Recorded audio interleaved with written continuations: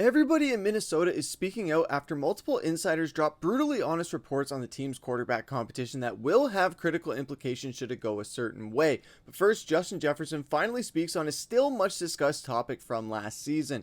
We're going to break down all of that in this episode of Vikings Digest. But first, if you're part of the 73% of viewers who are not yet subscribed, you want to help us reach our goal of 3,100 subscribers before the start of the preseason next weekend, make sure to hit that subscribe button and the bell icon so you don't miss any of the episodes when they drop. And with that, let's hop into the first topic, which is that Jettas Speaks Out, as Justin Jefferson made an appearance on the Bent Out of Shape podcast that Anthony Barr and Eric Kendrick started up, and it's been a really good podcast so far. If you're a Vikings fan, definitely recommend checking out that podcast. They had Eric Wilson on recently, and they just had Justin Jefferson on, and one of the things that they asked him about was the frustrations that he had last year. As we know, it was Jefferson's worst season that he's had when he's played at least as many games, and he did still manage to get 1,000 yards, but still was not a very good, it wasn't pretty 1,000 yards. It was very much harder, and he had to play every single game basically to get to that point, and he did get there at the final game of the year, and then they pulled his ass out of there. But he did speak on those frustrations that it brought, and he said it was hard, but knowing the circumstances, I'd pretty much have a rookie quarterback, pretty much listening to anything that goes on.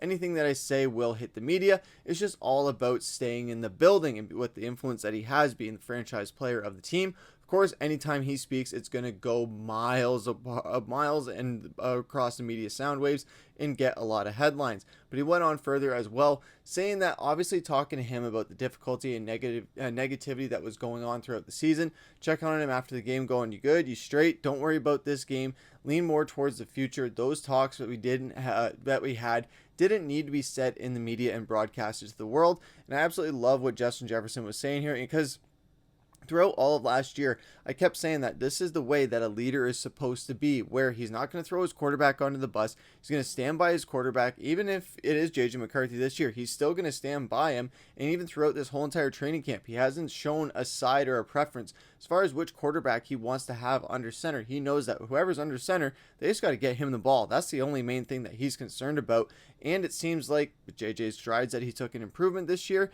and with Kyler Murray showing the deep ball capability, it seems to be that whoever is quarterback this year for Justin Jefferson is still going to do a better job at getting the ball than they did last year. And all last year, everyone was making the memes of free Jefferson and all that, and making videos of him wanting to request a trade or all these articles and things like that. But he never once showed how frustrated he was to the media. He kept it all behind closed doors, and he assessed it with the people that it needed to be assessed with, and not letting us in on it, because at the end of the day, we don't need to be let in on all their private conversations and things like that. So having Justin Jefferson touch on it, saying, yeah, it was frustrating, but still, I had to understand that it was basically a rookie quarterback I was dealing with, and him being a veteran of the game at this point and being the franchise star, he's seen his fair share of quarterbacks come and go and have his fair share of quarterbacks throw to him as well.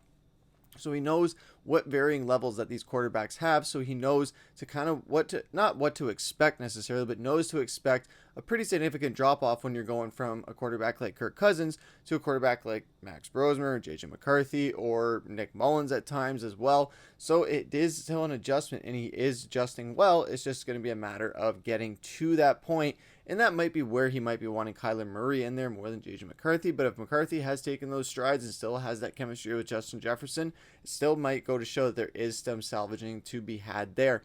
Let us know what you guys thought down in the comments below about Justin Jefferson's thoughts on the frustrations from last year. Do you think that's fully in the rearview and he's just going to be focused on this season? Or do you think that if JJ McCarthy is selected as the starting quarterback for this year by some miracle, as some would say, that it'll continue these kind of woes for Jefferson and these frustrations? Let us know what you guys think down in the comments below, as that's going to take us into the second topic, which is that the quarterback plot is thickening. So there was a couple reports that came out from Alec Lewis and Kevin Seifert that we're going to hop into.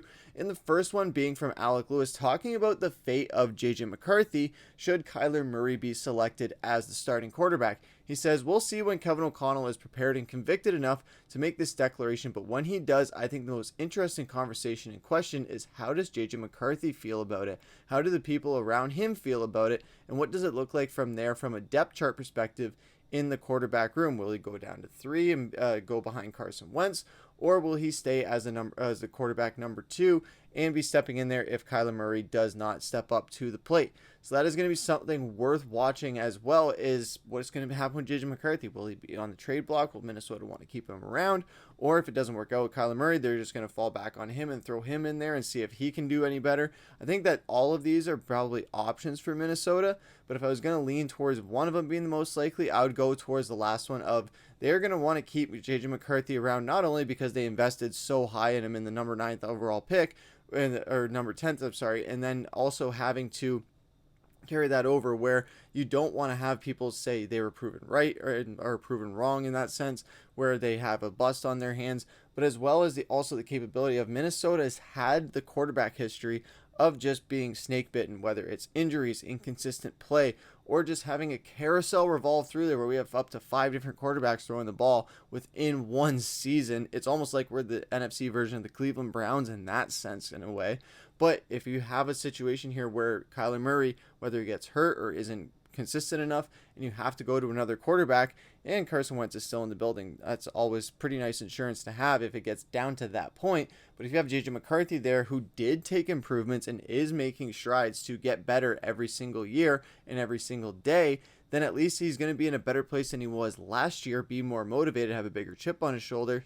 So if he does get thrown into that position, it's not going to be like in the years past for Minnesota, where when you throw that backup quarterback in, you're up Schitt's Creek without a paddle, or with the way that Minnesota was last year, where they threw Max Brosmer in there and just fed him to the absolute wolves, going against a Detroit Lions defense and a Seattle Seahawks defense. It just was not pretty to watch. So you don't want to be in a situation right there where Minnesota Vikings fans are already counting the game as a loss, even if their starting quarterback is out. Same scenario with Kirk Cousins. When we lost him, it was a bit more of a give and take there, where some of the quarterbacks came in there, they played good for about a week or so, but it wasn't consistent enough to give us hope that if we don't have our starting quarterback, we will feel somewhat okay with who is going to be under center. So I think McCarthy will provide a little bit of that insurance. But then you had Kevin Seifert also chiming in on things, having his piece to say that McCarthy has spent a significant portion of his summer working with the number 2 offense, but against the number 1 defense.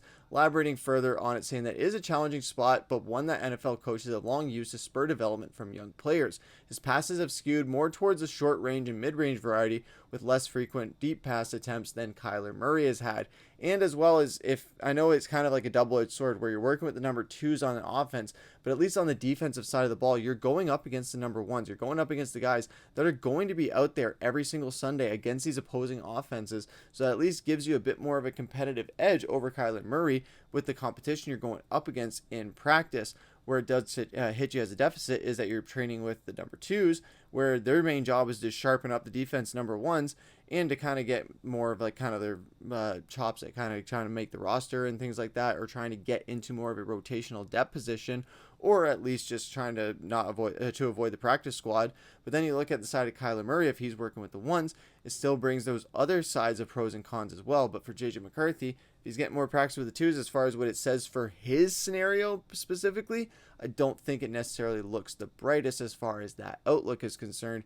Even if he is going up against the number 1 defense every day, he is still being put with the number 2s, so that might already kind of be an indicator of where the Vikings are leaning. But he did also have a report on Kyler Murray as well, touching on it, saying that he has spent almost 2/3 of the snaps with the first team offense in team drills so far in training camp. Elaborating further on it, saying that the imbalance can be partially explained by Murray's relative inexperience in the offense and the need to get him up to speed. But unless it reverses in the coming week, it is hard to imagine McCarthy or any player at any position winning the job while spending the majority of the most important snaps of camp with the second team. So that is where it's kind of going to bite JJ McCarthy in the butt a little bit, and it's helping Kyler Murray, where it is more of kind of it's more of a given that Kyler Murray is going to get the snaps to be more familiar with the offense and to kind of get integrated more, where JJ McCarthy's basically had 2 years to integrate into this offense, but 1 year of playing after he was hurt for that first year in his rookie year.